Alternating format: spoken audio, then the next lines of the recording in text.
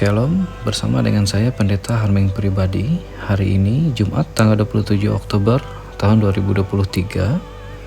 Perenungan firman Tuhan dari Kitab Ulangan pasal 10 ayat yang pertama sampai dengan yang ke-11. Riwayat tentang loh batu yang baru. Sebelumnya kita bersatu hati di dalam doa. Kembali pada saat hari ini ya Tuhan, kami boleh mengucap syukur. Kami bersama-sama boleh merenungkan firman Tuhan, dan hamba-Mu dengan kerendahan hati memohon pimpinan, kuasa dan kebenaran daripada Roh Kudus, sehingga apa yang tersampaikan ini sesuai dengan kebenaran firman Tuhan. Dan hanya dalam nama Yesus Kristus kami tetap berserah dan bersyukur. Amin. Ulangan pasal yang ke-10 ayat yang pertama sampai dengan yang ke-11. Riwayat tentang loh batu yang baru, yang demikian berbunyi, pada waktu itu berfirmanlah Tuhan kepadaku, pahatlah 2 loh batu yang serupa dengan yang mula-mula. Naiklah kepadaku ke atas gunung, dan buatlah sebuah tabut dari kayu. Maka aku akan menuliskan pada loh itu firman-firman yang ada pada loh yang mula-mula, yang telah kau pecahkan itu. Kemudian letakkanlah kedua loh ke dalam tabut itu. Maka aku membuat sebuah tabut dari kayu penaga dan memahat 2 loh batu yang serupa dengan yang mula-mula. Kemudian aku mendaki gunung dengan kedua loh itu di tanganku. Dan pada loh itu ia menuliskan sama dengan tulisan yang mula-mula, ke-10 firman yang telah diucapkan Tuhan kepadamu di atas gunung dari tengah-tengah api, pada hari kamu berkumpul. Sesudah itu Tuhan memberikannya kepadaku. Lalu aku turun kembali dari atas gunung, dan aku meletakkan loh-loh itu ke dalam tabut yang telah kubuat. Dan disitulah tempatnya seperti yang diperintahkan Tuhan kepadaku. Maka orang Israel berangkat dari Berot Bene Yaakan ke Mosera. Di sanalah Harun mati dan dikuburkan. Lalu Eleazar anaknya menjadi imam menggantikan dia. Dari sana mereka berangkat ke Gudgod, dan dari Gudgod ke Yotbata, suatu daerah yang banyak sungainya. Pada waktu itu Tuhan menunjuk suku Lewi untuk mengangkut tabut perjanjian Tuhan, untuk bertugas melayani Tuhan dan untuk memberi berkat demi namanya sampai sekarang. Sebab itu suku Lewi tidak mempunyai bagian milik pusaka bersama-sama dengan saudara-saudaranya. Tuhanlah milik pusakanya, seperti yang difirmankan kepadanya oleh Tuhan Allahmu. Maka aku ini berdiri di atas gunung seperti yang pertama kali, 40 hari 40 malam lamanya, dan sekali ini pun Tuhan mendengarkan aku. Tuhan tidak mau memusnahkan engkau.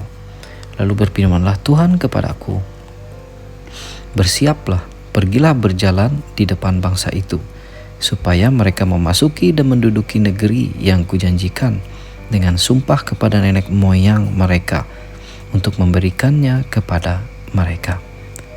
Amin. Bapak Ibu yang terkasih di dalam Tuhan Yesus Kristus, menurut seorang G. Blomendal dalam buku Pengantar Perjanjian Lama, Ulangan pasal 10 berisi perkataan Musa ketika orang Israel berkemah di sisi timur sungai Yordan, siap memasuki tanah Kanaan. Kisah yang dicatat di pasal ini terjadi pada bulan ke-11 tahun ke-40 perjalanan orang Israel dari tanah Mesir, 1407 sebelum Masehi. Musa mengucapkan perkataan ini kepada seluruh orang Israel di seberang sungai Yordan, di padang gurun, di Araba Yordan, di tengah Sub antara Paran dengan Tofel, Laban, Hezerot, dan di Jahab. 11 hari perjalanan jauhnya dari Horeb sampai Kades Barnea melalui jalan pegunungan Seir. Bapak Ibu yang terkasih, pada kali pertama loh batu itu dihancurkan, yaitu saat bangsa Israel didapati menyembah patung lembu emas.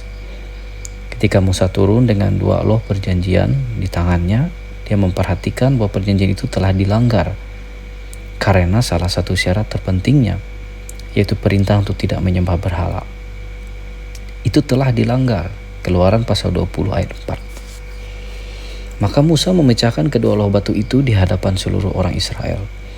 Bangsa Israel telah meninggalkan perintah Tuhan dan membuat patung tuangan. Ulangan pasal 9 ayat 12. Sehingga kemudian Musa berdoa. Ia memohon belas kasih Allah. Musa menjadi perantara bagi bangsa itu, dan Tuhan pun mengampuni serta menyelamatkan nyawa mereka. Ulangan pasal 9 ayat 7-24. Bapak Ibu yang terkasih di dalam Yesus Kristus. Dalam tafsiran Matthew Henry, Musa diperintahkan untuk memahat dua loh batu. Sebab hukum Taurat mempersiapkan hati untuk menyambut anugerah Allah dengan mempermalukan serta menyadarkan akan kesalahan dalam hati manusia saat hati itu tercemar oleh dosa. Tetapi hanya karena anugerah Allah lah yang telah menuliskan hukum di dalam hati sesudah hati itu disadarkan. Allah lah yang memerintahkan Musa untuk menuliskan kembali firman-Nya, ayat pertama sampai kedua. Penulisan kembali dua loh batu itu menegaskan bahwa anugerah pengampunan daripada Allah dapat menjalin kembali suatu hubungan yang suci dan kudus antara Tuhan dengan umat-Nya. Bapak Ibu yang terkasih, apakah anugerah pengampunan itu diterima hanya dengan cuma-cuma? Setelah umat-Nya sangat jelas telah melanggar firman-Nya dengan menyembah ilah lain yang bahkan dibuat oleh tangan mereka sendiri dengan wujud lembu emas. Apakah cukup hanya dengan pengampunan kasih yang cuma-cuma dari Allah? Bandingkan Keluaran pasal 32 ayat yang pertama sampai 35. Pada saat bangsa Israel melakukan dosa yang begitu besar, yaitu menyembah anak lembu emas, Tuhan menunjukkan pengampunan kasih sekaligus keadilannya, hukumnya kepada mereka. Dia sempat akan membinasakan seluruh bangsa Israel, pasal 32 ayat 9-10. Tetapi akhirnya ia memperbarui rencana itu, pasal 32 ayat 11-14. 3.000 orang Israel memang dihukum mati, pasal 32 ayat 28. Namun sisanya tetap diantar Tuhan ke tanah perjanjian atas anugerah pengampunan dari kasih-Nya, pasal 32 ayat 33 sampai dengan yang ke-34. Singkatnya, Allah selalu menunjukkan kepada bangsa Israel betapa Dia tidak ingin kekudusannya dicemari oleh ketidaktaatan. Keadilannya menuntut adanya teguran keras, bahkan hukuman. Bagaimanapun, kasih-Nya tidak akan pernah terpisahkan dari keadilannya.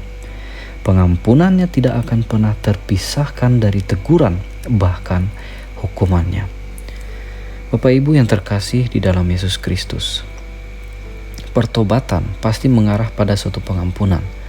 Tetapi hal itu tidak berarti bahwa hukuman ilahi atas segala kesalahan itu selalu dihapuskan. Sebagaimana dalam cerita bangsa Israel, mereka tidak cuma-cuma menerima anugerah pengampunan dari Allah. Ada hukuman yang mengiringinya yang harus mereka terima. Konsekuensi atau akibat dari perbuatan dosa yang telah mereka lakukan di hadapan Allah harus dipertanggungjawabkan. Contoh yang lain adalah perjinahan Daud dengan Bathsheba. 2 Samuel pasal 11 sampai dengan yang ke-12. Dosanya diampuni karena dia mengakuinya, pasal 12 ayat 13. Namun firman Tuhan tetap terus berlangsung sehingga ada hukuman yang harus dan mutlak diterima, pasal 12 ayat 10. Kemudian ayat 12 sampai 14. Agar semua yang datang dalam pertobatan benar-benar kudus di hadapan Tuhan. Ketika seseorang korupsi misalkan, ia mencuri, ia mengambil hak orang lain dengan memperkaya diri bahkan keluarganya, sehingga hasil curian itu pun dibelanjakan, kemudian diinvestasikan dalam bentuk harta dan lainnya. Singkat cerita, ia akhirnya menyesal dan bertobat. Jelas, Tuhan pasti mengampuni saat domba-dombanya kembali kepada Sang Gembala. Namun apakah pengampunan itu saja cukup? Jika kita katakan bahwa Tuhan adalah hakim di atas segala hakim, Tuhan yang maha adil, bagaimana dengan semua hasil yang ia dapatkan dengan cara yang kotor? Apakah layak berkenan di hadapan Tuhan yang maha suci dan kudus? Oleh sebab itu, hukum tetap mengiringi pengampunannya. Yang bertobat pun akan tetap menerima hukumannya. Segala hasil itu pun harus disingkirkan dari hadapan Tuhan melalui cara apapun yang diperkenankan olehnya. Sehingga tidak jarang hasil yang tidak bersih di mata Tuhan akan dibersihkannya, bahkan berkali lipat dari jumlah yang telah manusia itu curi. Karena Tuhan Hakim yang Maha Adil, pengampunan dan hukumannya tidak pernah terpisahkan. Tidak lain untuk menyadarkan manusia dengan cara yang sangat adil. Seperti Sakeus, ia mampu bertobat karena anugerah Tuhan. Yesus mengasihi dan mengampuninya. Apakah cukup sampai di situ? Tidak. Ia mengembalikan segala apa yang pernah ia ambil dari hak orang-orang yang lemah. Bahkan ia kembalikan lebih dari yang pernah ia culasi. 4 kali lipat ia kembalikan. Lukas pasal 19 ayat 8. Sakeus dengan sadar diri dan tulus membersihkan perbendaharaan hidupnya di hadapan Yesus Kristus yang Maha Kudus. Jadi Bapak Ibu yang bertobat saja harus menerima hukuman dan memurnikan seluruh hidupnya. Bagaimana jika manusia tidak segera bertobat di hadapan Tuhan yang Maha Adil? Tuhan adalah hakim di atas segala hakim yang adil. Hukumannya mutlak akan sangat berat, bahkan bisa saja menuju pada kebinasaan. Jangan pernah berpikir kasih Kristus terpisahkan dari keadilan kebenaran, karena kasih keadilan kebenarannya adalah satu kesatuan yang terus berlaku sampai selama-lamanya.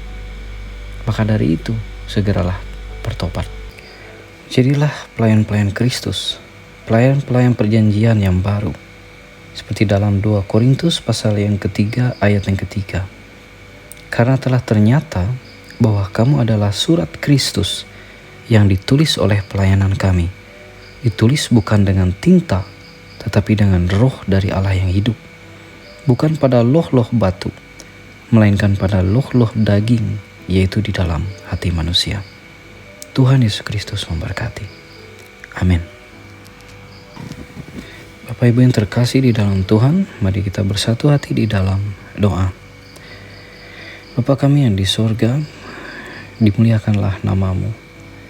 Dan pada saat hari ini kami menyembah dan senantiasa bersyukur atas kasih dan rahmat Tuhan. Dan kami yang saat hari ini telah disucikan dan dikuduskan atas anugerah pengampunan daripada Tuhan. Kami senantiasa terus memohon kepada Tuhan, ampuni dan kesalahan kami ya Tuhan, sehingga kami ini berkenan dan layak dan kudus di hadapan Tuhan. Dan hari ini kami berdoa, bersyukur kepada Tuhan. Kami berterima kasih karena Tuhan telah mengampuni kami. Dan senantiasa kami pun mau bertobat dan mengubah pribadi kami menjadi kudus dan berkenan di hadapan Tuhan. Hari ini juga kami berdoa ya Tuhan, bagi seluruh para pemimpin kami, bangsa dan negara kami, dan juga para pemimpin kami yang ada hingga sampai di daerah ini. Bolehlah mereka tetap melaksanakan tugas tanggung jawab mereka dengan bijaksana. Kami yakin Tuhan juga senantiasa memberikan hikmat bijaksanaan itu bagi mereka. Dan juga kami berdoa untuk lembaga gereja kami hingga sampai di daerah Murung Raya ini juga. Kami yakin para pekerja, seluruh anggota jemaat yang ambil bagian dalam pelayanan, boleh melayani dengan tulus dan ikhlas. Hamba-hamba Tuhan yang melayani juga kami yakin dan percaya boleh melayani dengan ikhlas. Kami yakin dan percaya mereka tetap di dalam kasih Tuhan. Kami juga berdoa untuk seluruh anggota jemaat kami dalam setiap usaha dan pekerjaan, dalam kehidupan rumah tangga kami, orang tua kami, saudara-saudari kami, baik janda dan duda yang menjaga kekudusan dirinya, anak-anak yatim piatu, orang-orang yang berkesusahan, orang yang berbeban berat, dalam pergumulan berat, dalam sakit penyakit yang dihadapinya. Kami yakin Tuhan tetap menguatkan dan menolong mereka. Kasih dan keselamatan daripada Tuhan senantiasa Tuhan anugerahkan. Hari ini kami juga berdoa untuk seluruh anggota jemaat yang ada di Liang Nyaling, pendeta yang melayani, penatua dan diakon, dan seluruh anggota jemaat juga yang berpartisipasi dalam pelayanan. Tuhan berkati senantiasa. Kami yakin dan percaya jemaat diberkati, kehidupan usaha dan keluarga mereka semuanya juga diberkati. Dan juga kami yakin dan percaya orang tua kami yang lanjut usia, mereka yang sakit, mereka yang dalam pergumulan berat, kami yakin Tuhan berikan jalan keluar dan kekuatan bagi mereka. Tuhan berkati seluruh anggota jemaat yang ada di Liang Nyali. Tuhan mengasihi dan memberkati mereka senantiasa. Terima kasih Tuhan, hanya dalam nama Tuhan Yesus Kristus sebagai Juru Selamat kami mengucap syukur. Bapa kami yang di sorga, dikuduskanlah namamu, datanglah kerajaanmu, jadilah kehendakmu di bumi seperti di sorga. Berikanlah kami pada hari ini makanan kami yang secukupnya, dan ampunilah kami akan kesalahan kami, seperti kami juga mengampuni orang yang bersalah kepada kami. Dan janganlah membawa kami ke dalam pencobaan, tetapi lepaskan kami daripada yang jahat, karena Engkaulah yang punya kerajaan dan kuasa dan kemuliaan sampai selama-lamanya. Amin.